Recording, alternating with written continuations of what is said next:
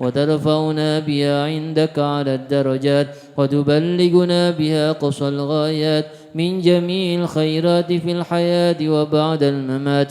اللهم صل على سيدنا محمد وعلى آل سيدنا محمد صلاة تنجينا بها من جميع الأهوال والآفات وتقضي لنا بها جميع الحاجات وتطهرنا بها من جميع السيئات وترفعنا بها عندك على الدرجات وتبلغنا بها أقصى الغايات من جميع الخيرات في الحياة وبعد الممات.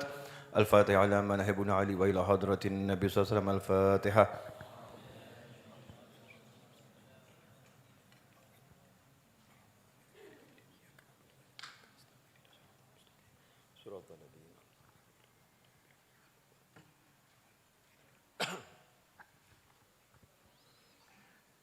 Bismillahirrahmanirrahim. Alhamdulillahi rabbil alamin. Allahumma salli wa sallim ala sayyidina Muhammadin miftahi babi rahmatillah adada ma fi ilmillah. Salatan wa salaman daimaini bidawami mulkillah wa ala alihi wa sahbihi. Allahumma salli ala sayyidina Muhammadin salatan taftahu biha lana futuhal arifin wa tufaqihuna biha fid din wa ala alihi wa sahbihi. Assalamualaikum warahmatullahi wabarakatuh. Alhamdulillah, malam hari ini kendati hujan kembali mengguyur Surakarta dan sekitarnya, kita bisa istiqomah hadir cari ilmu, mudah-mudahan barokah. Dan kawan-kawan yang biasa hadir, kalau malam hari ini terhalang karena halangan syar'i dan niatnya pengen hadir, jangan khawatir, insya Allah pahalanya dapat dan ilmunya disampaikan ke dalam hati. Amin, Allahumma amin. Ikhwani rahimakumullah, malam ini kita akan belajar yang akan kita pelajari. Dan yang akan kita pelajari apa? Wallahu a'lam. Karena saya juga enggak ngerti mau ngomong apa, enggak ngerti mau bicara apa. Sama Ustadz Iis diperintahkan duduk di sini, Habib tolong segera bicara, saya udah capek baca sholawat. Jadi ya saya duduk. Saya beberapa bulan ya, 2 bulan ini kan fokus bangun Masjid Ar-Raudhah yang di Tawang, Mangu. Dan Ahad pagi besok itu sudah harus selesai bisa dipakai. Sementara cuaca di Tawang Mangu itu kan ya Tawang Mangu, hujan itu datang nggak pakai permisi, ya tahu-tahu hujan. Cuaca juga berubah dari sedang-sedang tiba-tiba dingin luar biasa. Alhamdulillah terus bergerak, yang penting niat cari barokah. Nah tadi saya setelah Jumatan, ya tadi malam ya tidur di Tawang Mangu, pagi sudah menerima tamu di Solo, Alhamdulillah. Ba'dal Jum'ah sudah berangkat lagi ke Tawang Mangu, Ba'dal Isya ya, tadi turun menuju Majlis Ar-Raudhah. Nanti ba'dal pengajian ini insya Allah naik lagi ke Tawang Mangu. Kenapa? Semua ya yang ngurus Masjid Ar-Raudhah nih kaum prianya saya kirim ke Tawang Mangu. Ini lagi hujan-hujanan ngecor di sana. Ya hujan-hujanan ngecor di sana. Nah untuk apa gitu ya dilakukan? Ini akan jadi tema pengajian pada malam hari ini. Jadi ada satu hal yang perlu dimengerti oleh manusia. Mudah-mudahan kita termasuk manusia, amin. Bahwasannya uang itu bukan segala-galanya. Ya, uang itu bukan segala-galanya. Nikmat itu bukan pada pandangan mata, bukan pada yang didengar oleh telinga, bukan pada yang tercicipi oleh lidah, bukan pada yang tersentuh oleh alat-alat yang digunakan untuk menikmati, bukan. Tapi nikmat itu adalah sesuatu yang Allah letakkan di dalam hati. Itulah nikmat yang hakiki, sesuatu yang Allah letakkan dalam hati. Jadi sebetulnya maha adil Allah Subhanahu wa taala. Kalau nikmat itu letaknya di mata, maka bagaimana nasibnya saudara kita yang tunanetra? Kalau nikmat itu letaknya di telinga, maka apalah jadinya saudara kita yang tunarungu? Kalau nikmat itu letaknya di lisan, maka apalah jadinya orang yang alat pengecapnya itu rusak karena penyakit tertentu. Kalau nikmat itu letaknya pada ngobrol dengan menggerakkan bibir dan keluar konsonan suara, maka apalah artinya bagi saudara-saudara kita yang tunawicara. Kalau nikmat itu letaknya, mohon maaf, pada alat vital, maka apalah jadinya beliau-beliau yang alat vitalnya mengalami masalah. Kalau nikmat itu letaknya pada perut, maka apalah jadinya mereka yang perutnya bermasalah. Kalau nikmat itu letaknya di tangan, apalah jadinya mereka yang enggak punya tangan. Kalau nikmat itu letaknya di kaki, apalah jadinya beliau-beliau yang diberi ujian enggak punya kaki. Tapi karena Allah Maha Adil, Allah enggak meletakkan nikmat itu pada alat-alat itu, enggak. Nikmat itu sama Allah diletakkan di dalam hati. Nikmat diletakkan di dalam hati. Jadi siapapun dari hambanya Allah Subhanahu wa taala ini, kalau mengenal Allah, kalau kenal sama Allah, walaupun dia tunawicara, walaupun dia tunarungu, walaupun dia tunanetra, walaupun dia lumpuh enggak bisa berbuat apa-apa, tapi kalau hatinya kenal Allah Subhanahu wa taala, maka ia akan hidup dalam nikmat, karena nikmat itu bukan bersentuhan dengan makhluk, tapi nikmat itu adalah bisa mengenal yang maha memberi nikmat. Bib, mumet bib. Kalimatnya kok rodok dukur gitu ya. Ya udah, kalau agak tinggi kita pendekkan. Mudah-mudahan bisa yang ngomong paham, yang dengar juga paham. Ya. Boleh saya nanya? Yang sudah nikah coba angkat tangan. Jadi biar yang kemarin ngakunya belum ketahuan gitu. Itu saya pernah punya pengalaman tuh. Waktu saya haji, kemudian ziarah Kanjeng Nabi Muhammad SAW, dikasih Allah karunia bertemu dengan almarhum Habib Salim bin Abdullah Asyadiri rahimahullah. Nah, kemudian ketemunya di Masjid Nabawi. Setelah itu dipersilahkan main ke rumah beliau keesokan harinya.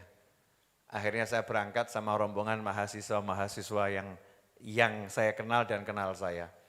Naik mobilnya mahasiswa, ya namanya juga mobilnya mahasiswa. Pokoknya bisa ngelundung gitu. Ya bisa jalan, nikmat. Berangkat. Di perjalanan saya itu enggak sengaja buka obrolan, namanya obrolan anak muda ya. Saya nanya, sudah nikah belum? Ada yang jawab, bentar lagi insya Allah. Satu lagi jawab, sudah. Satu lagi jawab, belum. Ngobrol nih di mobil. Sampai tujuan, ya, duduk di rumah Habib Salim Asyadiri, lagi ada tamu.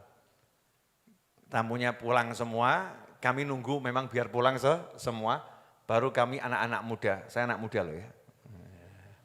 Kami anak-anak muda. Maju, tidak ada orang lain mendekat, terus diajak bicara. Kalimat yang disampaikan Habib Salim bin Abdullah Asyadiri sama persis dengan apa yang saya sampaikan di mobil. Kamu sudah nikah belum? Pertanyaan yang sama, dijawab, ya insya Allah bentar lagi Habib. Ya sudah khidbah, tinggal nikah. Kamu sudah nikah belum? Ditanya satu orang lagi, sudah Habib, alhamdulillah. Kamu sudah nikah belum? Nah ini yang ditanya ini, tadi waktu di mobil kami tanya jawabannya belum. Begitu yang nanya Habib Salim Asyadiri, kamu sudah nikah belum? Gak wani goroh. Kamu sudah nikah belum? Sudah Beb gitu ya. Akhirnya jujur, temennya noleh semua, Ternyata diam-diam dia sudah menikah. Selama ini ngakunya belum nikah. Maka saya mau nanya sekali lagi, yang sudah nikah coba angkat tangan. Ya. Ini ya, yang udah nikah ya. Saya mau nanya buat yang sudah nikah. Ya. Dulu sebelum nikah. Pengalaman Anda sebelum nikah. Pilih mana? Dikirimi hadiah oleh calon pasangan atau duduk bersama calon pasangan? Jujur. Misal ya, dikirimi kue sama calon pasangan. Seneng enggak? Ya seneng ya. Tapi pilih mana? Duduk bersama calon pasangan, enggak ada kue. Ayo jujur toh, jujur. Jujur. Udah masa-masa rusak itu ya perlu diistighfari gitu ya. Masa-masa rusak perlu diistighfari. Tapi kita mau ambil itu jadi ilmu, ambil jadi ilmu. Jadi pilih mana? Dikirimi kue atau diajak duduk tanpa kue? Ayo dong ngomong yang banter sih Dik. Duduk tanpa kue, Masya Allah. Jadi yang dicari kuenya atau teman yang ngirimi kue? Yang ngirimin kue. Jadi pilih mana? Kenal kuenya atau kenal yang ngirimi? Kenal yang ngirimi. Terus kalau ada orang ngomong begini, kamu coba silahkan milih. Ya orang tadi ngomong, kamu dapat kuenya tapi enggak dapat aku. Atau kamu dapat aku tapi enggak dapat kuenya. Jawabanmu apa? Ya rodok romantis titik ngono lho ya. Mendapatkanmu adalah segala-galanya bagiku. Gitu loh ya.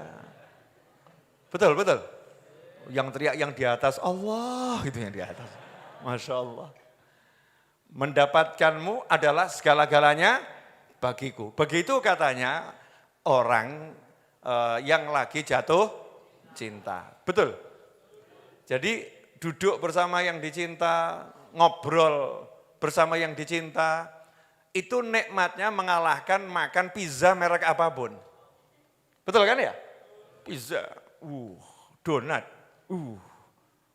apapun tuh, duren, sama duduk sama yang dicinta ngobrol. Gimana Dik kabarnya? Enak nanti. Makanya saya nanya sama yang udah nikah, yang belum kan nggak cetol gitu ya. Belum ngerti ya, belum paham. Jadi ternyata ngobrol sama yang dicinta, itu nikmatnya luar biasa, melebihi nikmatnya makan makanan model apapun.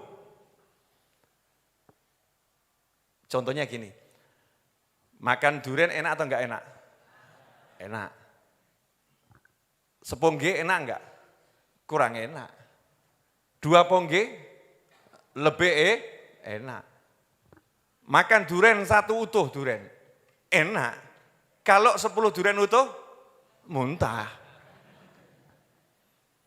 Jadinya enggak enak. Betul ya? Makan sate, yang paling enak di Indonesia, 10 tusuk, enak enggak? Enak. 100 tusuk? Enggak enak. Mengerikan, betul ya? Mengerikan. Jadi semua nikmat yang dirasa dengan panca indera itu dilimit sama Allah Ta'ala. Ada limitnya. Ada limitnya. Paham enggak ini? Enggak paham enggak apa-apa lah. Enggak harus paham. Nanti kan bisa diulang-ulangi di YouTube-nya ya. Enggak paham-paham. Mundur lagi. Enggak paham-paham. Mundur lagi. Enggak apa-apa.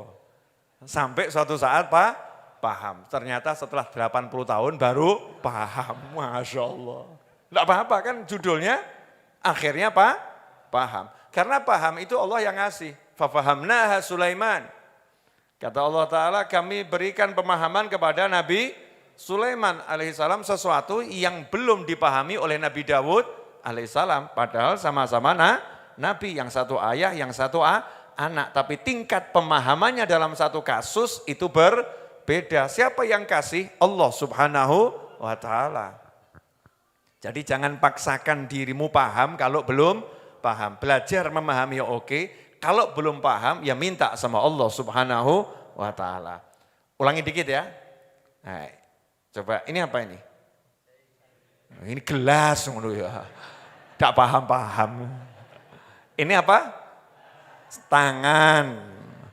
Ini tangan. Lagi megang gelas. Ya gelasnya isinya. Masya Allah. Air, kira-kira air jahe. Judulnya wedang jahe. Wedang jahe kalau satu gelas enak enggak?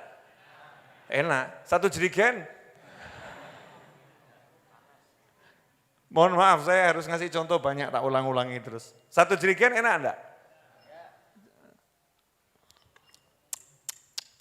Semakin lama semakin hilang enaknya, betul? Mata ini.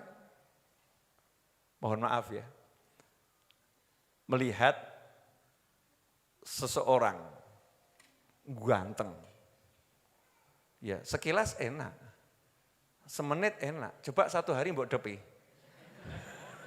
Gak enak. Namanya jadi bosen. Telinga. Dengar lagu, merdu. Dengar lagu merdu. Kamu dengarkan lagu yang sama itu satu hari. Jadi merdu atau jadi tidak enak? Nah, enak. Jadi biasa-biasa saja. Betul? Gaharu. Harum aromanya. Aromanya harum. Tapi kalau kamu bakar terus itu, lama-lama kamu mencium harumnya atau kepelepekan? Kepelepekan ya. Jadi semua nikmat yang menggunakan fisik, menggunakan fisik itu dilimit. Ada limitnya. Tapi nikmat yang menggunakan hati aneh. Aneh. Mohon maaf ya, saya kasih contoh yang nyata boleh? Awakmu gitu gak cetol. Kalian ini loh. Setiap Jumat malam Sabtu lah ngapain datang ke sini? Kok gak bosan-bosan? Betul kan ya? Cari kopi? Enggak, walaupun iya itu.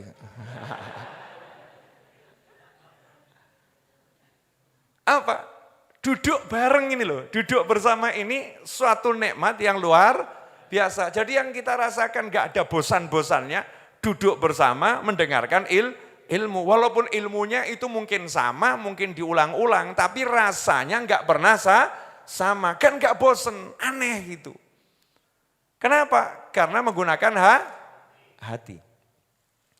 Jadi orang ini kalau nikmatnya pakai hati, nikmatnya enggak dilimit, nikmatnya terus jalan. Ketemu Pak Yai, Habib, Ustadz, Syekh di masa mudanya. Lihat seneng, nambah tua, lihat seneng, tambah tua lagi, udah kakek-kakek, lihat seneng. Kenapa? Karena lihat enggak pakai mata, lihatnya pakai hati. Ada cinta di situ. Ya, ada cinta di situ. Nah, kalau begitu kita paham, berarti kalau kita mau mendapatkan nikmat yang betul-betul nikmat, pakainya apa? Hati. Pakainya hati. Baru orang menggunakan hatinya untuk menikmati ya pasangan hidupnya, duduk berjam-jam itu enggak ada bosan-bosannya. Betul kan ya? Enggak ada bosannya karena menggunakan hatinya. Nah kalau dinaikkan duduk bersama dengan orang-orang soleh berjam-jam berhari-hari nikmatnya enggak ada habisnya. Nah kalau dinaikkan lagi duduk bersama Kanjeng Nabi Muhammad SAW. Masya Allah. Apa ada habisnya nikmatnya? Enggak ada. Nikmatnya enggak ada habisnya, nikmat terus. Kalau dinaikkan lagi, nah ini sudah mentok ini. Hatinya melalui Nabi Muhammad SAW dikenalkan Allah Subhanahu wa taala. Kenal Allah. Apakah ada yang bisa menghalangi nikmat Allah nyampe ke hatinya? Makanya orang-orang soleh, kalau kita kan masih soleh, salah, soleh, salah, soleh kita, alhamdulillah ya. Iya kan makamnya naik turun. Alhamdulillah. Nah kalau orang-orang soleh itu, Masya Allah. Setiap melihat apapun, bisa melihat penciptanya. Nanti kalau saya bilang setiap melihat apapun, melihat Allah, masuk gitu Allah ya. Maksudnya melihat apapun, melihat yang menciptakan adalah Allah Subhanahu wa ta'ala. Terus seneng gitu. Ya seneng. Saya nih contoh sepele. Sebetulnya lihat orang ngaduk semen buat Habib Novel tuh enaknya di mana? Ngaduk semen. Enaknya apa nonton ngaduk semen gitu ya. Lain kalau lihat laut gitu ya. Lihat gunung, semen diaduk. Ya semen diaduk. Orang lepoh plak, ngaji, duduk berjam-jam tak tonton gitu. Apakah saya melihat semennya? Enggak. Apakah saya melihat tangannya orang yang ngaji? Enggak. Apakah saya lihat temboknya? Kurang kerjaan. Ya kurang kerjaan. Tapi yang saya rasakan adalah saya melihat orang-orang yang melakukan semua ini untuk membangun majelis karena Allah Ta'ala. Saya melihat orang-orang yang ngangkat batu dari pagi sampai pagi. Ya, gak istirahat kecuali sholat dan makan sedikit, batunya besar-besar untuk nguruk, ya untuk nguruk sesuatu yang digunakan majelis. Saya melihat orang-orang yang hatinya itu yang diingat Allah Subhanahu wa ta'ala. Sehingga saya melihat pemandangan yang indahnya luar biasa. Sehingga saya berkata, kalau di surga itu nikmatnya seperti ini, cukup. Pripun? Padahal surga kayak macam-macam tuh ya. Nikmatnya surga itu kan macam-macam. Nah makanya saya heran, kasihan sama orang yang baru dapat nikmat itu kalau pergi naik pesawat ke luar negeri. Baru dapat nikmat. Saya kesian sama orang yang dapat mau dapat nikmat itu ya, harus melancong keluar kota. Padahal nikmat itu ketika Allahu Akbar, itu nikmatnya luar biasa. Ngapain? Ketemu Allah Subhanahu wa ta'ala, ngobrol sama Allah Subhanahu wa ta'ala, itu nikmat yang paling besar. Kalau setelah itu pergi ke luar negeri, pergi ke luar kota, buat dia ya nikmat, tapi itu nikmat biasa-biasa saja. Enggak perlu aku untuk mendapatkan nikmat, capek-capek harus kemana-mana. Karena Rasul bersabda, arihna biha ya Bilal, atau arihna bis salah ya Bilal, atau kama qala sallallahu alaihi wasallam. Rasulullah bersabda, wahai Bilal, tolong jadikan aku rehat, fresh dengan sholat. Jadi Kanjeng Nabi itu kalau pengen tambah fresh, beliau itu selalu fresh. Beliau SAW selalu fresh. Kalau pengen tambah fresh, Bilal suruh cepat-cepat komat, ayo komat, arih Nabi sholat. Saya pengen sholat. Sementara kita kalau sholat, fresh. Ya, sholat lagi, baru adzan. Sudah adzan lagi. Sholat dibuat sehari 5 kali, kita pusingnya luar biasa. Na'udzubillah min dzalik. Beban, sholat masih jadi beban. Sementara kalau orang udah pakai hatinya, sholat itu kenikmatan yang Masya Allah. Untuk dapatnya gak perlu capek. Jelas? Dah itu mukadimah, belum ceramah. Belum. Ini kan tadi judulnya cerita saya dari Tawang Mangu. Ya, melihat orang-orang yang menikmati kenikmatan lebih daripada orang-orang yang menikmati kenikmatan. Padahal angkat batu. Ya, padahal nyuntak semen. Ya, kok iso nikmat itu ya? Ada apa? Ternyata yang dipakai adalah hati. Kalau yang dipakai fisik, ya kesel tuh angkat batu. Ya, Kalau yang dipakai itu fisik, ya capek loh ya, yang namanya nguruk. Kalau dipakai namanya fisik, adem loh jam 2 malam di Tawangmangu, apalagi angin, dingin loh ya. Enggak nikmat semua itu, apalagi enggak bawa istri itu teman-teman saya. Ya kan ya? Terus kenapa jadi nikmat? Artinya keluarganya ditinggalkan, enggak bawa keluarganya. Lain kalau duduk sama keluarganya setelah itu mungkin ngobrol sama keluarganya, mungkin minum teh sama keluarganya enggak dibawa. Hati. Yang dipakai adalah hati. Nah karena orang-orang yang paham itu paham.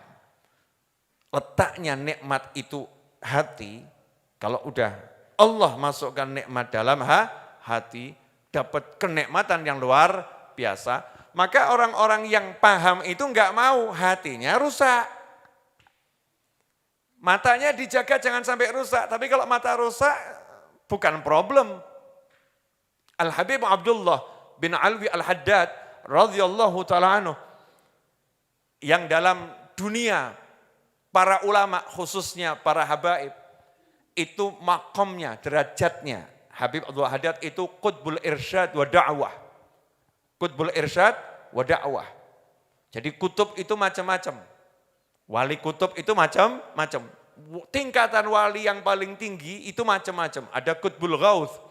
Itu tugasnya nolong, ghauth.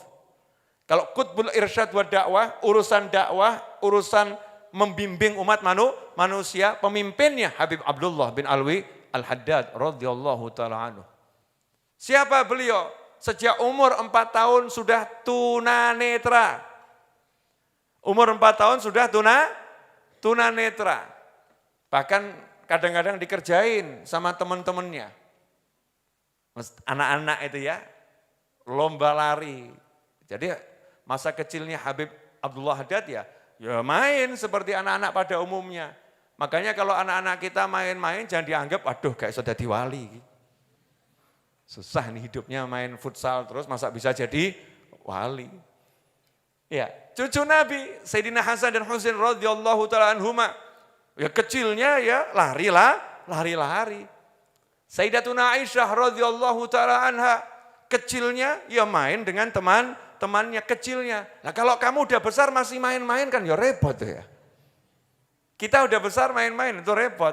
Kalau anak kecil main-main itu wajar. Dan memang harusnya begitu. Usia untuk bermain, bersenang-senang. Habib Abdullah Haddad waktu masih anak-anak itu lomba lari, tunanetra lomba lari dengan teman-temannya. Nah teman-temannya ini heran. Beliau ini tunanetra tapi kok sama dengan orang yang melek. Akhirnya dikasih jebakan untuk menguji. Ini kira-kira bisa lihat pakai hati atau enggak bisa gitu ya. Karena jelas penglihatan enggak bisa lihat. Diajak lomba lari tapi di depan dikasih lubang gitu. Jadi kalau sampai di situ ya akan terperosok, tapi enggak melukai, akan terperosok. Lari, anehnya begitu dekat lubang tadi, beliau loncat, dush. Temannya heran, kok bisa begitu? Karena memang penglihatannya ditutup sama Allah Ta'ala, tapi penglihatan hatinya dibuka selebar-lebarnya oleh Allah Subhanahu Wa Ta'ala. Orang kalau udah menggunakan hatinya untuk melihat, maka mata ini enggak diperlukan lagi. Karena itu nanti jangan sekarang. Ya, fabasarukal yaumul hadid. Dalam Al-Qur'an disebutkan itu orang kalau ruhnya sudah sampai di tenggorokan, di kerongkongan sampai di sini. Ya, udah sampai di sini. Itu ghargharah, enggak bisa tobat lagi. Tobatnya enggak diterima. Kenapa? Karena ruh itu cabutnya prosesnya, Masya Allah, udah enggak usah dibahas malam hari ini ya. Tapi yang mau saya bahas, ruh itu kalau udah sampai di sini, sama Allah Ta'ala penglihatannya siapapun itu, penglihatan hatinya dibuka. Jadi dibuka, sehingga kelihatan surga, neraka, itu semua kelihatan, alam barzakh kelihatan. Makanya Fir'aun diabadikan ketika sudah sakaratul maut, sampai di tenggorokan nyawanya, Fir'aun langsung teriak, aku beriman dengan Tuhannya Musa dan Harun. Ditolak sama Allah Ta'ala. Saiki, sekarang baru kamu beriman. Delok, swarga seperti itu. Neraka seperti itu. Jadi begitu mata hati ini dibuka, sampai roh di sini dibuka, maka yang enggak kelihatan itu jadi kelihatan. Penjelasannya seperti apa? Saya akan jelaskan setelah wedang jaim berikut ini. Allah, jangan meri ya, jangan iri. Kenapa? Saya baru nyopir dari Tawangmangu, kademen dulur. Butuh dia hangatkan. Bismillahirrahmanirrahim. Alhamdulillah. Kapan-kapan kopinya diganti wedang jahe mau? Protes enggak, nanti diganti protes. Wedang jahe madu, mau? Sesekali aja ya, nanti tuman. Repot ini. Alhamdulillah. Wedang jahe madu Hadramut mau? Mau. Nanti tuman. Alhamdulillah. Alhamdulillah. Saya suka wedang jahe madu itu. Kenapa? Karena itu dua nama yang disebut di Al-Quran, zanjabila, ya, jahe, ya kemudian madu. Itu dua nama yang disebut dalam Al-Quran. Yang satu obat, yang satu itu nanti minumannya penghuni surga. Lah sebelum masuk surga ya di dunia ya tak tiru sih. Madu campur sama aja jahe. Dirasakan. Nanti kalau di surga enggak patek kaget. Ya walaupun tetap kaget, mau di surga itu ya rasanya berbeda. Tapi sudahlah latihan. Sampai di mana tadi? Ini gara-gara jahe madu lali. Arab ngomong apa lali. Masa enggak pernah mikir. Ayo terakhir tadi saya ngomong apa? Kasih bocoran dulu.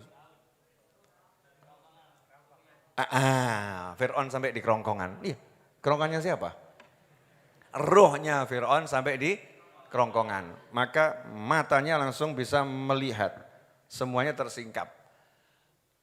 Penjelasannya gimana? Saya mau kasih penjelasan. Dan penjelasan ini baru bisa disampaikan di akhir zaman seperti ini, saat teknologi sudah memasyarakat. Jadi salah satu hikmahnya corona, ya akhirnya ada yang namanya ngaji online, sekolah online, ngantor online, semua serba online. Sehingga orang gak asing lagi dengan yang namanya password. Betul? Gak asing lagi dengan namanya username. Betul? Ya, saya mau nanya. Saya punya laptop. Punya laptop. Ada passwordnya. Kalau saya nyalakan laptopnya, kemudian muncul Windows atau Mac, terserah ya, akan muncul layar pembuka. Di situ disuruh masukkan password. Kalau saya nggak tahu passwordnya, bisa nggak saya masuk ke dalam softwarenya tadi itu, laptop saya, bisa enggak? Yang kelihatan apa? Layar pembuka tok, betul? Nah kalau kamu enggak punya password, maka hidupmu hanya melihat layar pembuka tok ini. Udeng. Mantuk mudeng gayane. Pokoknya gaya nomor 1, zaman sekarang tuh yang penting gaya. Ulangi ya.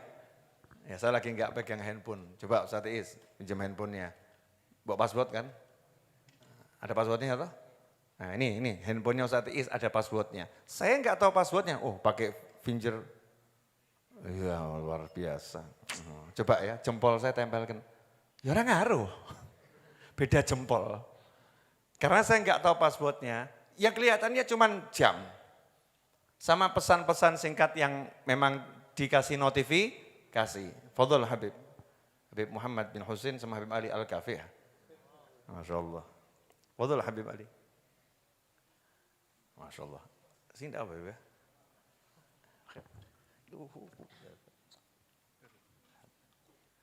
Sehat Bil. Softahagukum lah. Siapa di antara kami yang paling ganteng? Silahkan dipilih. Iya tuh. Ketika orang-orang ganteng berkumpul, jangan ganteng juga tuh ya. maka terjadi ya perlombaan kegantengan saudara-saudara. Lanjut boleh? Jadi paham ya kenapa tadi saya agak mundur-mundur paham toh? Karena kalau saya dari awal tak mulai kan nanti ya karena beliau tadi tugas dulu. Lanjut boleh? Jadi ini handphone aman aman tenang. Ingat, ini handphone nih pemirsa dimanapun atau berada, handphonenya Ustaz Is. Iya, agak jadul ya. Saknore, Masya Allah. Apa serinya ini? Oh sian, sakno. Ganti ya? Mau ganti enggak? Oh enggak, biar ini saja katanya Kona. Rupanya ini banyak kenangan. Nih, handphone, ini ilmu ya, ini ilmu. Ini ilmu mudah-mudahan bisa membuka pemahaman saya dan antum semua. Ya memang ya agak aneh juga sih ilmunya, Bib Muhammad. Ini masalah kasyaf. Ya. Nah namanya ilmu kasyaf, penyingkapan kegaiban. Oh, judulnya serem. Kasyaf. Ya, ini masalah futuh. Tersingkapnya rahasia keilmuan ilahi. Oh, judulnya serem. Padahal urusannya password. Password ini. Ini handphone ini sehebat apapun, kalau saya nggak tahu passwordnya, ya cuman bisa lihat tampilanmu, layar muka. Laptop, kalau saya nggak tahu passwordnya, cuman bisa lihat layarmu, muka. Hidupmu kalau kamu nggak tahu passwordnya Rabbul Alamin untuk jagat raya ini, maka hatimu cuman bisa lihat layar muka yang ditampilkan oleh mata ya penglihatan kita. Penglihatan kita menampilkan di hati layar muka yang kelihatannya ya ini tiang, lampu, pohon, manusia, ganteng, setengah ganteng, lebih ganteng, wanita cantik, lebih cantik, rodok cantik, kambing, kucing, cuman itu yang kelihatan, itu tampilan layar muka. Paham? Masya Allah wajah-wajah khusus semua nih. Tampilan layar muka. Begitu saya tahu passwordnya, HP-nya Ustaz Is, tak masukkan passwordnya, klik, buka. Bisa saya geser. Bukan layar muka lagi, layar kedua, layar ketiga, layar keempat. Ada menunya, galeri. Saya klik galerinya, klik. Masya Allah, koleksi saudara-saudara. Masya Allah. Ya udah nggak usah dipikir yang aneh-aneh. Koleksi sarung, nah, beliau kan jualan sarung. Foto sarung-sarung jualannya Ustadz Iis bisa saya lihat. Dan siapa yang beli? Masya Allah, siapa yang order? Terima kasih, pesanan udah diterima. Wadah semua itu. Kemudian saya klik lagi, ternyata ada Play Store. Diklik, ada aplikasi macam-macam. Di situ ada YouTube, ada IG, ada Facebook, saya klik YouTube-nya, klik. Saya bisa lihat macam-macam lagi. Satu YouTube saja, saya bisa lihat yang luar biasa. Bayangkan kalau dengan hatimu ini passwordnya udah dibuka sama Allah Ta'ala, apa yang bisa dijangkau oleh hatimu? Paham? Nah iya, paham, tapi juga mudeng. Nah para wali itu, passwordnya hati udah punya. Jadi ya dengan hatinya klik. Nggak usah kemana-mana, duduk begini yang lain sibuk YouTube, wali ini ngakak, Allah kelasmu YouTube. Kelasmu YouTube. Beliau melihat yang lain, orang jin. Melihat jin itu ya Allah, sesuatu yang tidak diinginkan oleh manusia. Bener, kamu pengen lihat jin? Wah itu ada ceritanya itu, mau ceritanya. Ya praktek lihat jin. Saudara saya dan keluarganya pergi ke Tawangmangu. Iya. Kemudian saudara saya bilang, mau enggak saya tunjukkan jin penjaga rumah ini? Mau. Ya ritualnya harus diikuti. Diajak masuk kamar semua, lampu dimatikan. Tangannya semua ya letakkan ke depan. Nah, kemudian diputar-putarkan. Sudah semua tangannya muter-muter. Ya sekarang angkat tangan berdoa. Sudah doa, nah ini doa itu sunnahnya ngusap wajah. Usap wajah. Udah, lagi, doa lagi. Amin, usap wajah lagi. Udah selesai, nah sekarang maju ke depan. Udah, kita akan lihat jinnya berjamaah. Dinyalakan lampu, klik, depannya cermin. Ternyata wajahnya gosong semua. Ternyata tadi tangannya ditaruh di wajan yang isinya itu areng, saudara-saudara. Itu lihat jin yang hakiki, ya itu gitu ya. Jangan praktek loh nanti ya. Jangan praktek, ini bercanda tingkat tinggi. Terus kadung wongi khusyuk gitu ya. Nggak usah pengen lihat jin, nggak jelas itu lihat jin. Lawang Allah Ta'ala menutup pandangan kita dari jin itu karena sayang. Karena sayang, karena bentuknya jin itu tidak enak dilihat pandangan manusia. Gak enak dilihat pandangan manusia, makanya ditutup sama Allah Subhanahu wa Ta'ala. Yang ditunjukkan nih yang, ya Allah. Saya cuma bisa ngomong, ya Allah, aku orang tahu nonton kok. Ya Allah, indah. Ya indahnya luar biasa. Nah karena itu orang-orang soleh sibuk cari passwordnya hati. Makanya pergi ke guru, siapa tahu gurunya ini bisa ke unlock. Handphone saya kelock, passwordnya saya lupa. Please tolong di unlock. Datang ke mana? Ke bengkel reparasi handphone. Kalau Samsung ke Samsung, kalau Oppo ke Oppo, apalagi merek HP. iPhone ke iPhone, apalagi Nabil. Lah iPhone tadi apa itu? Apple ya iPhone gue ya. Mito ke Mito, apalagi? Hah? Weh sudah itu. Nanti saya suatu saat akan buat merek handphone Gatot Koco. Mereknya merek luar negeri semua, yang merek dalam negeri belum muncul ya. Kita akan buat handphone merek Gatot Koco, kan asli Indonesia. Ke bengkel HP-nya. Wah, sampai di situ dipegang, colokkan USB, buka.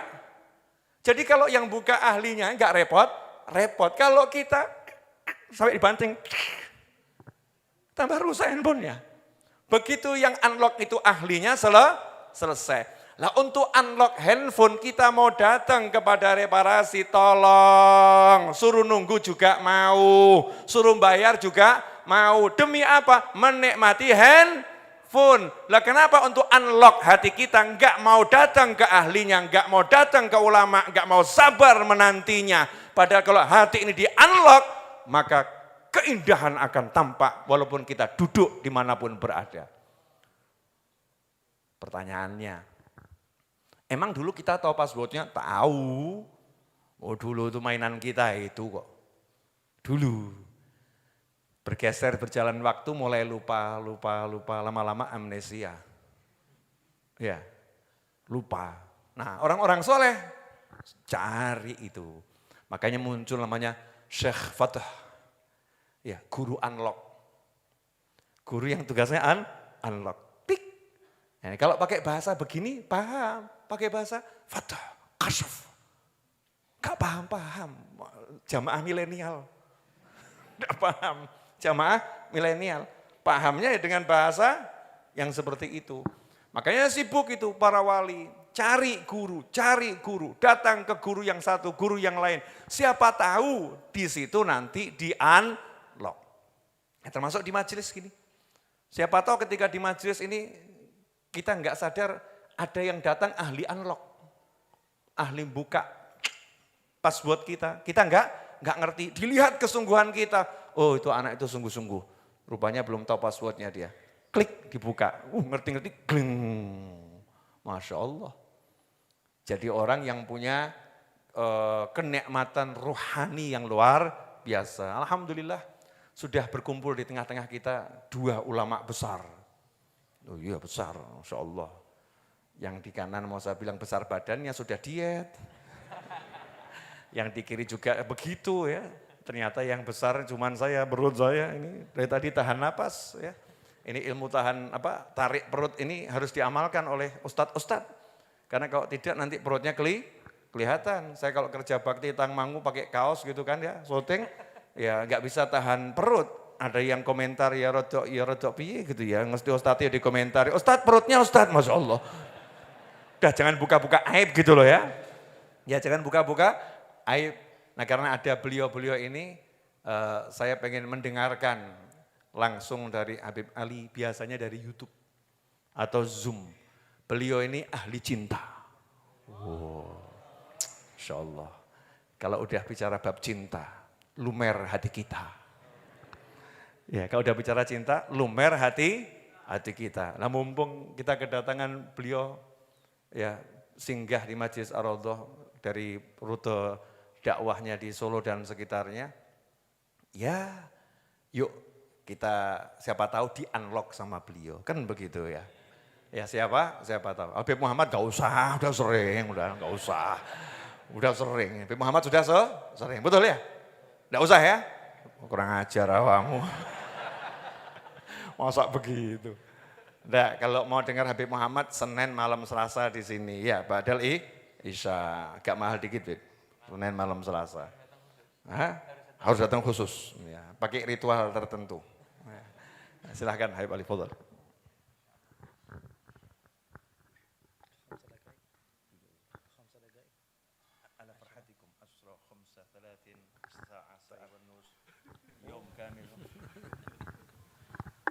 Assalamualaikum warahmatullahi wabarakatuh. Alhamdulillah, nahmaduhu wa nasta'inuhu wa nastaghfiruh wa na'udzu billahi min shururi anfusina wa min sayyiati a'malina. Man yahdihillahu fala mudilla lahu wa man yudlil fala hadiya lahu. Allahumma fassalli wa sallim wa barik wa karrim wa 'azzim wa majjid wa takarram wa tahannan ala sayyidina Muhammadin wa ala alihi wa sahbihi ajma'in. Subhanaka la ilma lana illa ma 'allamtana innaka antal alimul hakim. Allahumma inni a'udzubika min 'ilmin la yanfa' wa 'amalin la yurfa' wa qalbin la yakhsha' wa du'ain la yustajabu laha. Kebahagiaan bagi kita bersama pada malam hari ini, Allah berikan kesempatan untuk berjumpa dengan guru kita bersama, guru saya, kakanda saya yang dicintai, yang dihormati, Al-Habib Naufal Al-Idrus, hafizahullah wa ra'ah. Mudah-mudahan Allah subhanahu wa ta'ala menjaga beliau. Beliau ini adalah salah seorang di antara hamba Allah subhanahu wa ta'ala yang Allah berikan penerimaan di muka bumi. Rasulullah sallallahu alaihi wasallam sifatkan makhluk yang dicintai oleh Allah, fayudha'u lahul qabul fil ard. Inna Allah idza ahabba 'abdan nada Jibril. Di dalam hadis yang sahih riwayat Imam Al-Bukhari, bahwa sungguhnya kalau Allah cinta kepada seorang hamba, Allah akan memanggil malaikat Jibril. Hadisnya panjang, intinya di muka bumi akan mendapatkan penerimaan. Begitulah sifat yang saya yakini ada pada diri guru kita bersama Al-Habib Naufal. Mudah-mudahan Allah jaga beliau dan terus menerus diberikan penerimaan di dunia dan di akhirat. Al-Habib Muhammad bin Hussein dan para habaib semuanya, mudah-mudahan para guru-guru kita, teman-teman semuanya, mudah-mudahan Allah berikan sehat walafiat, keberkahan, panjang umur dan semangat di dalam mencari, menggapai ridha guru kita bersama. Baru turun dari kendaraan tadi sama Habib Muhammad bin Hussein, yang pertama kali saya dengar adalah poin yang sangat penting. Kata Habib Naufal tadi adalah hal yang paling terpenting adalah bagi seseorang adalah menampakkan keindahan yang ada pada dirinya. Artinya ini poin tadi saya mengatakan kepada Habib Muhammad bin Hussein, baru tiba langsung yang paling terpenting adalah penampilan, ya, gaya dan penampilan itu penting di dalam segala hal, bahkan di dalam dakwah. Kalau kita pelajari sejarah Rasulullah SAW, Nabi Muhammad SAW mengatakan, "U'titu khamsan lam yu'tahunna ahadun qabli." Saya diberikan 5 hal yang tidak diberikan kepada nabi-nabi sebelum saya. Di antaranya, nusirtu birra'bi masirata syahr. Musuh udah ketakutan duluan sebelum perjalanan 1 bulan. Dan ini dibuat sama Rasulullah dengan program-program Rasulullah. Contohnya, ketika Rasulullah SAW sudah memiliki umat, apa yang Rasulullah lakukan? Rasulullah datang ke satu rumah di kota Madinah? Tidak.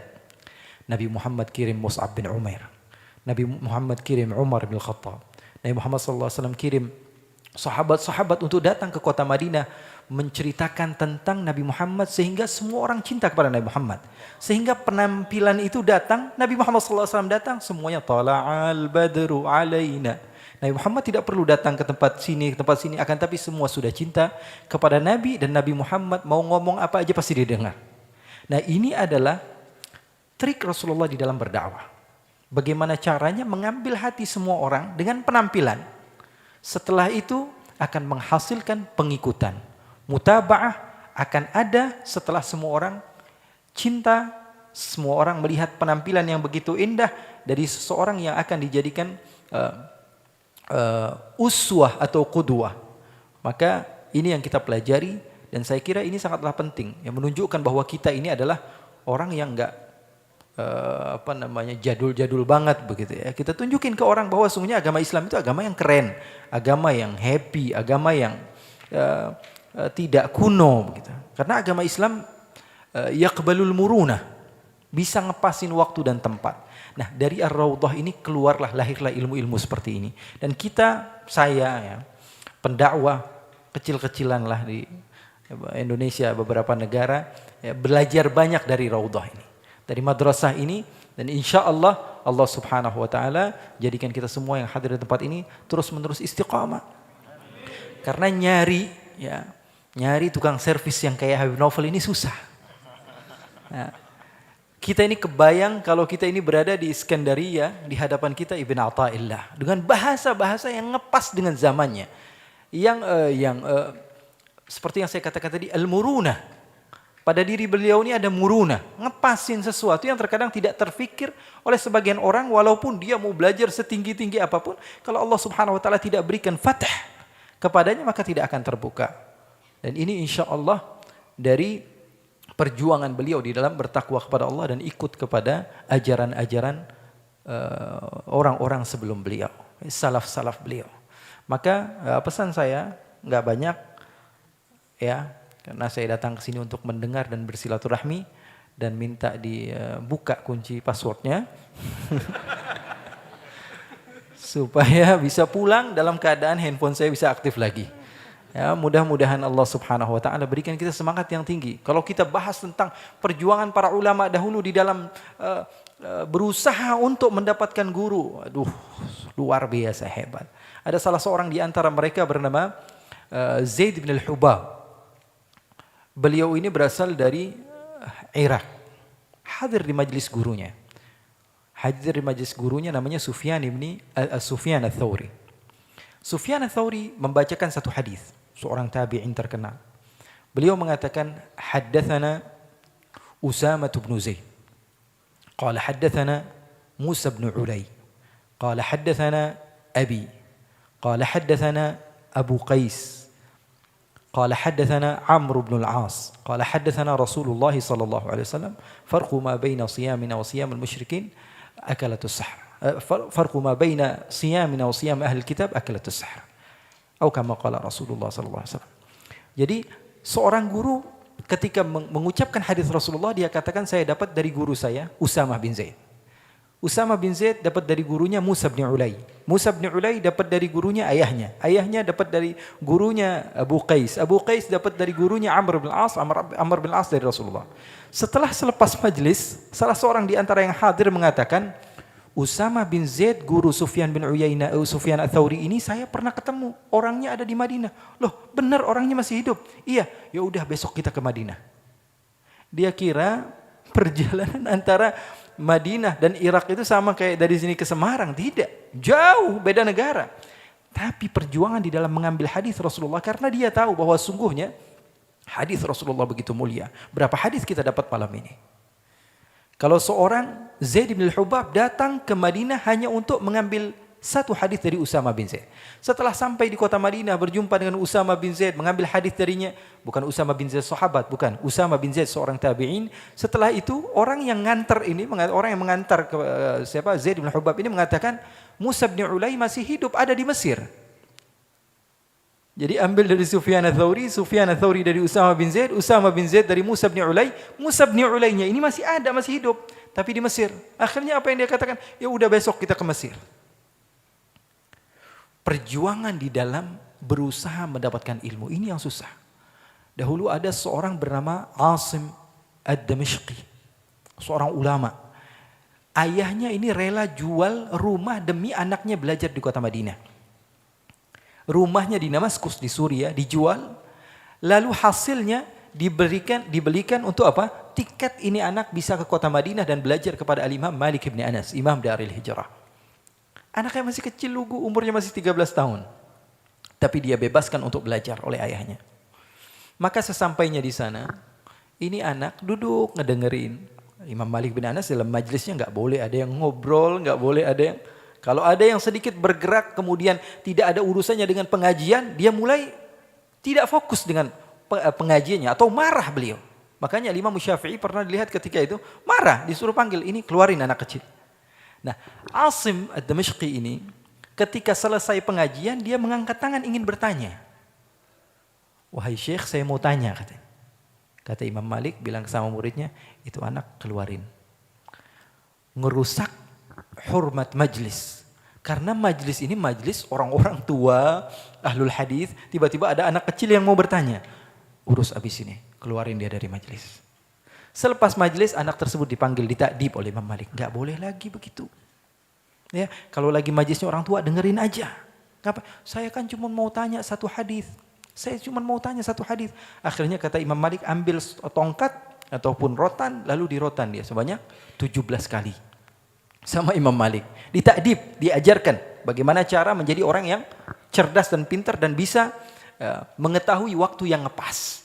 Bertanya di waktu yang pas. Waktunya orang tua ya orang tua. Kamu jangan ikut-ikutan.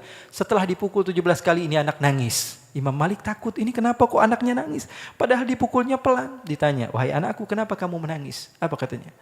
Imam Malik, saya ini bapak saya bela-belain jual rumah demi saya bisa belajar sama kamu. Kalau saya nanya saja dipukul seperti ini, kapan saya punya ilmu? Maka Imam Malik mengatakan, berapa kali saya pukul kamu? 17. Kemari, saya berikan kamu 17 hadis yang saya dapatkan dari Rasulullah SAW. Selesai diberikan sanad hadis, maka Asim ini mengatakan kepada Imam Malik, wahai Malik, kenapa kata Imam Malik, pukul lagi saya tolong. Dan setiap satu pukulan berikan saya satu hadis. Maka Al-Imam Malik tersenyum dengan apa yang telah berlaku dan Asim dijadikan salah satu di antara murid Al-Imam Malik bin Anas. Ya, begitu perjuangan mereka di dalam menuntut ilmu nggak semudah seperti kita sekarang. Enak sekali, pengen dengerin ceramah Habib Naufal sudah bisa dari streaming, dari YouTube, hadir di tempat yang begitu nyaman. Ini luar biasa. Ya, jarang sekali majelis ilmu dengan karpet yang begitu mewah, kemudian penampilan yang begitu indah dari seorang guru yang tampan. Ya, Masya Allah, sudah komplit kita ini. Tinggal kitanya saja mau atau tidak. Lakin minat tatwili kallatil himam fasara fihi al-ikhtisaru multazam. Semakin hari kita ini semakin diberikan sarana, semakin malas saja. Makanya orang di akhir zaman yang semangat, maka dia adalah orang yang wali, orang yang dekat kepada Allah Subhanahu wa taala. Al-Imam Nawawi. Tahu Al-Imam Nawawi, saya akhiri karena kepanjangan ini. Imam Nawawi, Yahya Syaraf An-Nawawi, beliau ini belajar sampai ke ujung dunia. Sampai beliau punya guru namanya Muhammad ibni Malik, pengarang Alfiyah yang terkenal, yang di pondok-pondok pesantren dipelajari itu ya, di antara salah satu guru Al-Imam Malik. Imam An-Nawawi. Imam Nawawi ini dari Nawa, dari Suria. Gurunya bin Malik ini dari Ishbilia, dari Sevilla. Kalau yang biasa nonton La Liga tahu ada Sevilla, ada Real Madrid, ada Malaga. Nah, ini Sevilla itu tempat Ibn Malik. Oke. Di sana Al-Imam Nawawi datang untuk mengambil ilmu, ngetok pintu. Ini sudah menjadi mufti, sudah menjadi hujjah, tapi masih mau belajar. Ketok pintu, ketika itu Ibn Malik sedang mengarang alfiyahnya. Sudah sampai mubtada khabar. Kemudian beliau menulis wala yajuzul ibtida bin nakirah ma lam tufid ka'inda Zaidin namirah. Wa hal fata fikum fama khillun lana? Fama khillun lana, ada yang ngetok pintu Imam Nawawi. Siapa di luar? Ternyata Yahya An-Nawawi. Beliau teruskan wa rajulun minal kirami indana. Beliau katakan yang ada di luar adalah orang yang mulia. Seorang guru membanggakan murid, ini yang susah. Kalau murid mengaku, wah ini guru saya, udah biasa. Tapi ketika seorang guru mengatakan ini murid saya, ini yang istiqomah di majelis saya, ini yang senantiasa membantu saya, ini itu senantiasa akan diingat dan akan bersama gurunya insya Allah sampai ke surga. Nabi Muhammad sering mengatakan, wasatni Khadijah. Khadijah bikin saya senang ketika orang nggak bikin saya senang. Khadijah mendekat kepada saya ketika semua orang mau menjauh. Khadijah, padahal Rasulullah dianggap ketika itu oleh sebagian orang yang terbelakang, orang yang terbuang. Tapi ada seorang wanita yang senantiasa selalu mendekat dengan Rasulullah SAW. Ini yang menjadikan Rasulullah SAW senantiasa ingat kepada Siti Khadijah. Sampai-sampai kalau lagi duduk sama Siti Aisyah sekalipun, tiba-tiba ada yang jalan, kata Siti Aisyah, kata Rasulullah, wahai Aisyah, ada baju-baju enggak atau apa gitu. Kenapa? Itu tuh teman-temannya Khadijah dulu yang biasa ke rumah, kasihin mereka. Diingat oleh Rasulullah, siapapun dan apapun yang berhubungan dengan orang yang setia, al-wafa, ini adalah cara seseorang mengambil hati orang yang dia ingin menjadi orang yang dia cintai atau dicintai oleh orang tersebut. Mudah-mudahan kita dicintai guru kita, senantiasa berada di dalam hati guru kita, dan terus menerus insya Allah ketika beliau bermunajat kepada Allah, beribtihal kepada Allah, yang difikirkan siapa? Yang senantiasa khidmah. Itu yang selalu ada di otak-otak beliau ketika beliau, di pikiran beliau ketika beliau berdoa, murid-murid saya, pasti 1, 2, 3 itu akan masuk dalam pikiran beliau, dan kita termasuk orang-orang yang akan diangkat oleh Allah. Wattaqullah wa yu'allimukumullah, dalam Al-Quran. Wattaqullah wa yu'allimukumullah. Allah akan berikan ilmu terus-menerus kepada kita, ya, meski perjuangan kita tidak sama seperti ulama-ulama terdahulu, akan tapi kita mendapatkan ridha dari guru, itu adalah sesuatu yang istimewa.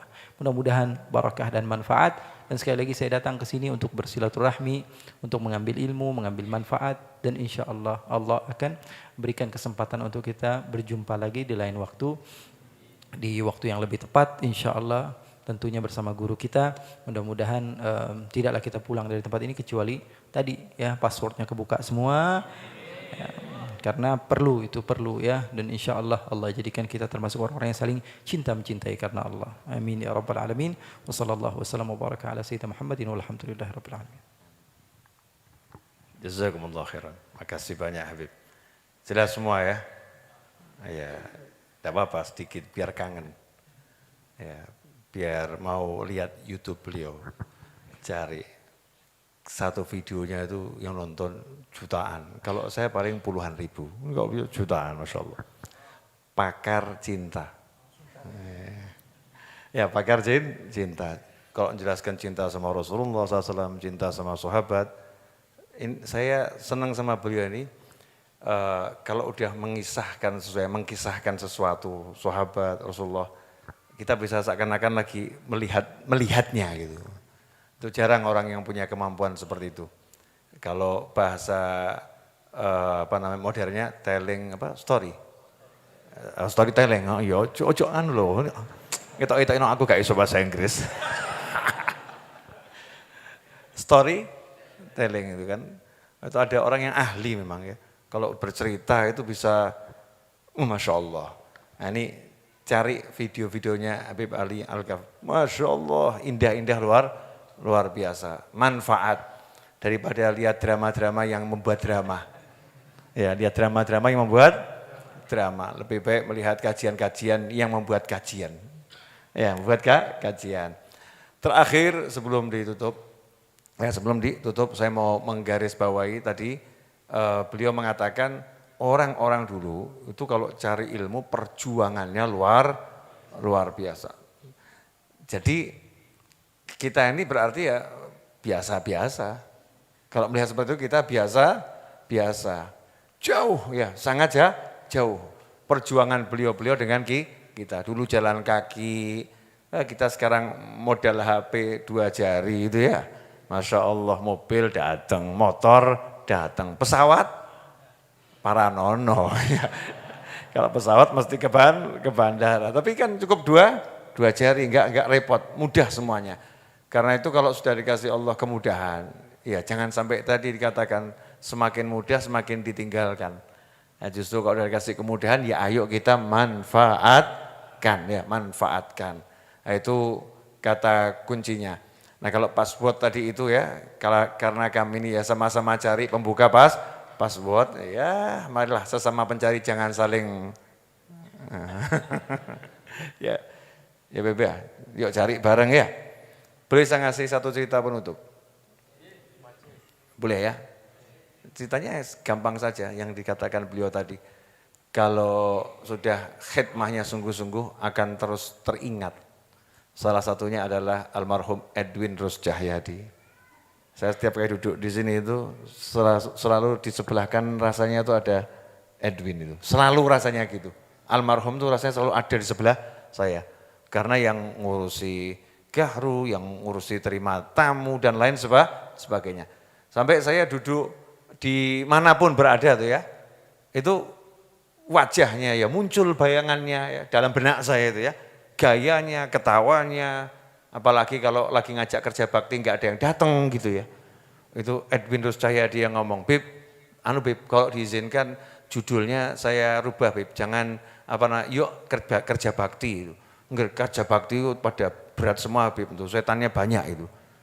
Ganti apa Win? Ya. Itu Bib, ganti aja judulnya makan berjamaah. Insya Allah datang semua itu Bib. Insya Allah datang semua. Yaitu Edwin Rus Cahyadi. Jadi saya kalau mau, Allah rahmuh, kalau mau ngajak orang kerja bakti itu Bang Win kumpulkan tuh. Edwin tuh bisa punya cara untuk mengumpulkan. Dan subhanallah ketika orang-orang yang susah dikumpulkan itu ya, akhirnya dikumpulkan sama Edwin. Kita memang sudah jam 10 beliau ngajak kerja bakti, ya orangnya tidak pada datang, akhirnya jam 4:30 sore pada datang melayat jenazah beliau. Jam 10 semua dipanggil, yuk kerja bakti, ayo ke markas, ayo kerja bakti. Semua yang dipanggil itu berat, ya alasannya macam 4:30 ngumpul semua. Kemudian dikomentari oleh salah satu yang di Raudhah sini, ya kalau kamu nggak datang lagi nanti dikumpulkan lagi loh ya, atau kamu yang dikumpuli nanti ya. Nanti kamu yang dikumpuli, paham ya? Nah itu Edwin Rus Cahyadi dikenang. Lah gimana caranya kita bisa dikenang nanti? Pertanyaan, siapa yang mau mengenang kita itu? Ya, siapa yang mau mengenang kita? Satu saja yang mau mengenang kita itu sudah cukup itu. Tapi pertanyaan siapa yang kalau sholat angkat tangan doa Allahumma ighfir lil mu'minina wal mu'minat muncul gitu. Kita muncul tuh. Siapa yang akan mengenang kita seperti itu? Jawabannya adalah ya kamu berjuanglah agar terkenang. Bagaimana kamu bisa berkesan di hati orang-orang yang memang kalau berdoa mengenang kamu, mau makan mengenang kamu, lagi majelis ya kamu yang terkenang. Ya butuh perjuangan, bukan dengan tangan kosong. Sayyidatuna Khadijah radhiyallahu anha, istri tercinta Nabi Muhammad SAW, itu perjuangannya luar biasa. Mohon maaf loh, wanita tercantik di zamannya dan terkaya di zamannya. Uangnya semua, hartanya diserahkan pada suaminya. Aku milikmu, diriku milikmu, hartaku milikmu. Semua pakai terserah kamu. Cari wanita seperti itu di zaman ini. Gitu aja kalimatnya ya. Yang ada, I'm yours. Ya, aku milikmu. Tapi ya uang lain masalah. Ya uang lain masalah. Ya wajar saja. Tapi karena Sayyidatuna Khadijah itu begitu, uangnya, punya uang. Yang nggak punya uang jangan ngomong, saya nggak punya uang. Ya kan punya yang lain, punya tenaga, ya, punya semangat, ya punya semangat. Saya tuh kalau sampai ngomong sama teman-teman yang diajak kerja bakti rada angel gitu ya, alasannya capek lelah, datanglah. Ngapa? Nyemangati aja, sorak-sorak hore. Ayo angkat batunya, ayo semua notok gak apa-apa gitu ya. Nanti waktunya makan bareng. Karena sayang kalau fadilah-fadilah yang besar itu nanti akhirnya terlewatkan. Ini yang bejo ini dulu yang gali-gali pondasi majelis ini. Kadang-kadang saya juga rada iri. Kerja bakti cuman ikut 2 minggu, pahalanya dia seumur hidup dapat terus, kan yang kurang ajar ya. Betul kan, yang gali pondasi loh. Yang gali pondasi majelis Ar-Raudhah ini, ya dia mungkin ikut kerja bakti cuma 2 minggu. Mungkin cuma 1 pondasi yang dia ikut gali. Mungkin cuma bagian ngambilkan pacul gitu ya. Ya, atau bahkan cuma nonton, kurang jeru gitu. Lo ada betul serius ya. Bagian nonton kurang jeru. Ya, jeru nek ngambilkan cuma tongkat. Dukur. Ya, kurang setengah meter gitu ya. Sudah. Cuma model-model begitu. Tapi kok pahalanya podo ya, enggak habis. Kenapa? Tim. Ya pahalanya itu untuk tim, jamaah. Makanya orang kalau sholat berjamaah itu yang enggak khusyuk pahalanya sama dengan yang khusyuk. Kenapa? Ya udah masuk dalam jamaah penutup, super penutup. Ya mumpung muncul nih, boleh ya? Ya, dalilnya, ini kan ada yang nanya dalilnya mana Ustadz? Dari tadi itu kok ngedebus aja itu. Gak ono apa dalil ya. Jamaah begini, bla bla bla bla. Oke, dalil. Ingat itu. Tentang hadisnya sangat panjang, saya mau tidur gayanya Habib Ali Al-Ghaf tadi ya, bagus sih. Hadisnya sangat panjang. Aku terhafal, beliau hafal beliau. Hadisnya sangat panjang. Nah, singkatnya intinya itu tentang seseorang yang datang di suatu pengajian karena kecelakaan. Jadi nggak niat datang pengajian itu ya, by accident gitulah ya. Gaya-gaya Didik ketularan beliau. Beliau kalau ngomong kan bukan YouTube. Wah, lidahnya. Lidah Seville lain. Ya, beda. Sama aku ilat-ilat gak ceto ini kan beda, Masya Allah. Nah itu ketika orang datang majelis karena kecelakaan, gak ingin datang majelis. Inna maja ali hajah, datangnya itu ya karena mau nagih hutang, ya ditagih kok ya kebetulan ikut pengajian, pengajian. Daripada ditunggu di luar nanti lari ya masuk ke dalam sama diawasi. Ya diawasi, jangan lolos gitu ya. Inna maja li hajah. Jadi hadisnya itu dihaluskan, datang karena suatu keperluan gitu ya. Terus ditutup, ya Allah kan ngangkat malaikat jadi saksi itu. Ya Allah ngangkat malaikat jadi saksi, ishadu, saksikanlah. Sesungguhnya aku telah mengampuni mereka semua. Mereka semua aku ampuni. Ini kalimat besar loh. Jaminan sudah diampuni sama Allah Ta'ala. Al-Maghfur lah, tapi Allah yang bilang loh ya. Sudah diampuni sama Allah Subhanahu wa Ta'ala. Lah malaikat disuruh jadi saksi ya, malaikatnya teliti, dicek. Wah ini yang satu ini enggak sesuai kriteria. Ya, kan tadi Allah bilang mereka itu pernah lihat surga enggak. Kok zikirnya seperti itu gitu loh ya. Oh kalau pernah lihat mereka akan cari lebih katanya malah malaikat. Mereka pernah lihat neraka enggak. Kalau pernah lihat mereka akan semakin takut. Panjang lebar itu. Allah kemudian nanya sama malaikat, ya kalian saya angkat jadi saksi ya, aku udah ampuni mereka semua. Malaikat nanya, ya Allah, nah itu ada satu yang enggak sesuai kriteria. Satu enggak sesuai kriteria, bukan takut sama neraka, bukan cinta sama surga, ki mergo utang. Cuman al-fulusu wal duwitu. Ya, datang gara-gara kopi. Ya. Paham ya? Datang gara-gara ya jaburannya. Datang gara-gara calon mertua ada di situ. Inna maja'a lihajah, pengen ketemu calon mertua misal, kepentingan. Maka Allah bilang, ya, humul qawmu la yashqa bihim jalisuhum. Humul qawmu la yashqa bihim jalisuhum. Mereka itu adalah suatu kaum, siapa yang duduk bersama mereka, la yashqa, enggak mungkin celaka. Enggak mungkin celaka. Kenapa? Humul qawmu la yashqa bihim. Berkat mereka. Enggak celakanya bukan karena amal, enggak dia amal, golek kopi lah, amale apa ya. Ya enggak ikut zikir, enggak ikut wirid, bahkan niat nagih utang, enggak punya amal. Tapi bihim, berkat ini duduknya sama orang-orang yang luar biasa, bihim, berkat orang-orang itu maka Allah menyelamatkan yang satu ini, enggak akan celaka. Masukkan dia juga dalam kelompok yang terampuni. Masya Allah kan? Kan luar biasa. Makanya udahlah, pokoknya saya ngajak-ngajak kumpul ya. Baik menawa pas sholat jamaah, imami Masya Allah gitu ya. Imamnya diterima sama Allah Ta'ala, kita makmum gak jelas, gak cekno ini kan ya. Inam aja, penting masuk jamaah gitu selesai ya. Paham? Udah, enggak paham juga enggak paham. Jangan paksakan diri untuk paham. Udah. Ya, siapa tahu nanti difahamkan, tapi ada yang udah difahamkan enggak paham.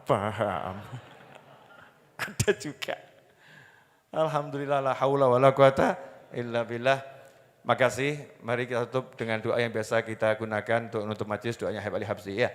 Allahumma salli wa sallim ala Sayyidina Muhammadin miftahi babi rahmatillah adada ma fi ilmillah salatan wa salaman daimain bidawami mulkillah wa ala alihi wa sahbihi Allahumma ij'al fi ta'atika farahi wa sururi wa fi mardatika jami'a umuri Allahumma ya alim bihalati wa muttali ala sarairi wa niyati اقضي جميع حاجاتي واغفر ذنوبي وسيئاتي وتجاوز عن خطيئاتي وزلاتي وتقبل جميع حسناتي وسامحني فيما مضى وما يأتي واكتبني في ديوان ساداتي واسلك بي سبيل نجاتي في حياتي ومماتي اللهم إني طامع في عطاك راغب في رضاك مستسلم لقضاك فاكتبني من أولياك واسلك بي سبيل هداك وألحقني بأصفياك وصلى الله على سيدنا محمد وآله وصحبه وسلم والحمد لله رب العالمين. Panggilan kerja bakti yang mau ikut kerja bakti besok Sabtu, insya Allah besok ya di Tawangmangu, silahkan datang sendiri-sendiri ke sana ya, cuman kerja baktinya apa ya, wallahu alam. Pokoknya kerja bakti, siapa tahu kerja baktinya kerja bakti makan ya. Ya wallahu alam.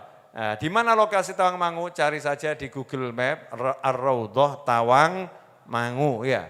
Nanti insya Allah nyampe. Enggak paham, tanya sama yang paham. Ya, siapa yang paham? Jangan paksa saya memahamkan siapa yang paham. Golek ono dewe, manjat wajat, kalau sungguh-sungguh nanti dapat. Kemudian Jumat depan kan pas waktunya maulid ya, kajian maulid. Jangan lupa udah saya rubah jamnya, bukan jam 8, tapi sholat isya berjamaah, selepas sholat isya ba'diyah, selepas ba'diyah langsung pembacaan maulid simtud duror. Jadi insya Allah jam 9 itu atau setengah 10 sudah selesai ya, insya Allah. Terima kasih. Silahkan dinikmati hidangan seadanya, mudah-mudahan barokah manfaat. Teman-teman yang mau bantu untuk menghidangkan silahkan berdiri, karena semua relawan Ar-Raudhah lagi saya kirim ke Tawangmangu, kecuali yang tertinggal di sini. Ya. Untuk Pak Badrul Munir, saya persilahkan untuk ke rumah saya bersama cucunya, insya Allah. Tolong Mas Seto, Pak Badrul diantarkan, makasih.